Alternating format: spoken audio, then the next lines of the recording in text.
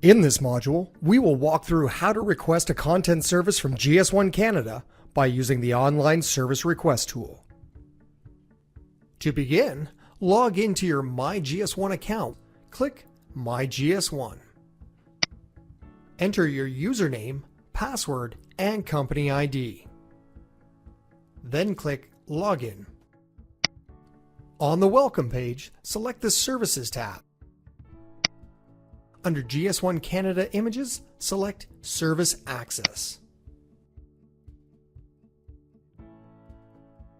On the GS1 Canada Images Services Access page, click Request a Service. If this is your first time logging into the system, the service request page will be blank. If you have used the service before, you will see a log of existing service requests that you have drafted or submitted to GS1 Canada. Click Create Service Request. Give the service request a descriptive title that will help you identify the product or products at a later date. Include a purchase order number if required. In Requested By, use the arrows to select the trading partners who have requested this action. If your trading partner is not listed, add the company name in the Other Company box. You can add multiple trading partners by separating them with a comma. Select G10. To have your products returned to you, select the Return My Product checkbox. Review and confirm that the correct return address is documented. Note that there will be a shipping and handling fee to return your product. If you do not want your product returned to you, by default, GS1 Canada will donate your product to a charity, or you can select to have the product destroyed. Click Create. Your service request has been drafted. The next step is to add your products to the form. There are two methods to add products to the form. You can add your products manually or by spreadsheet. First, we will cover how to add a product manually. Click Add Product to add a G10 to the service request form. Note that there is a limit of 50 G10s per form. Complete the form. All fields with an asterisk are mandatory. Enter descriptive name for your product. It is best practice to include the brand name, product name, and variant. For example, the variant can be a flavor, color, or special attribute. To request a service for a retail item G10, you must enter a UPC 12 or EAN 13 here. To request a service for a case of products, you must enter an SCC 14. Later in the form, you will be asked to enter the retail items G10. You will receive an error message if you enter a G10 that is not valid, if the G10 entered is less than 12 digits in length, or if the G10 prefix is not authorized for your company.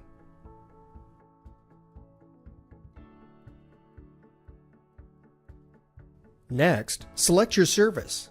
Depending on the G10 you have uploaded, you may see the word Suggested next to one of the services. This indicates that one or more of your trading partners requires this service.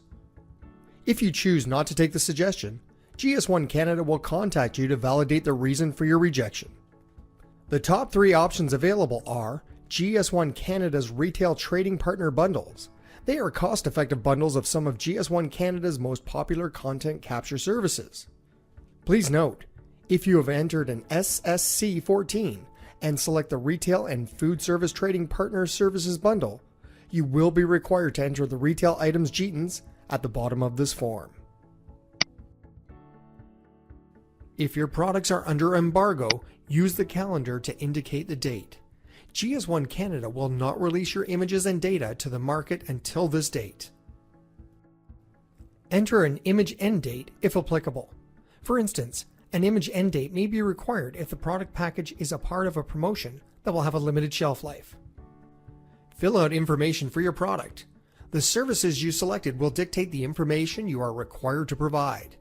In this example, enter the size, unit of measure, multi-pack unit, and the number of units per case. Click Add.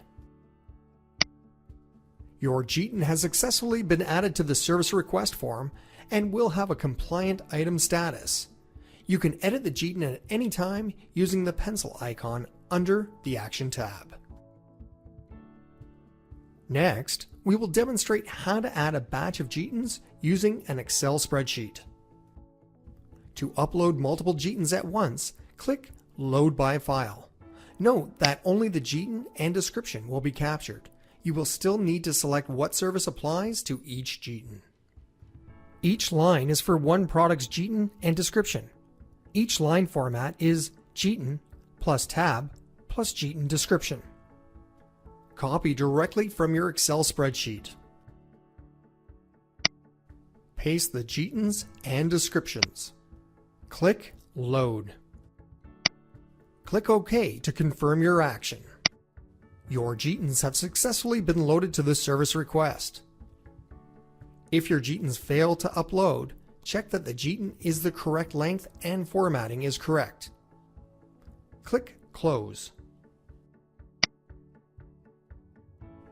GS1s that are loaded by file will have an item status of incomplete on the service request page. Use the pencil icon in the Actions panel to continue to add mandatory information about the GS1. Complete the form.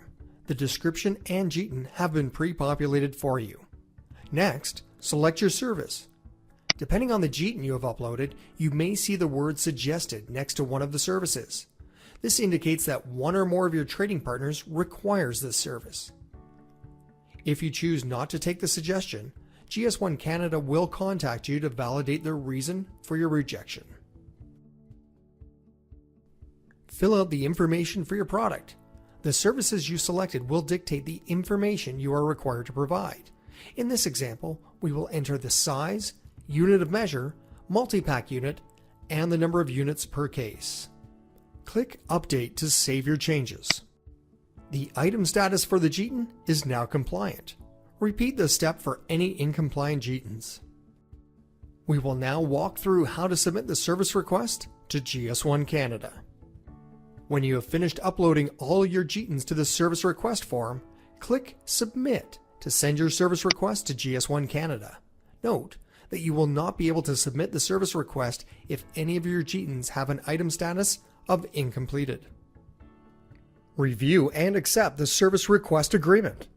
Please note that once you've submitted a service request, you are unable to edit it. Your shipping manifest will appear. Click Print. The shipping manifest must be included in the box when you send your final products for imaging to GS1 Canada. You can return to the screen to print the shipping manifest at any time. Your shipping manifest will appear. Click the X to return to the service request portal.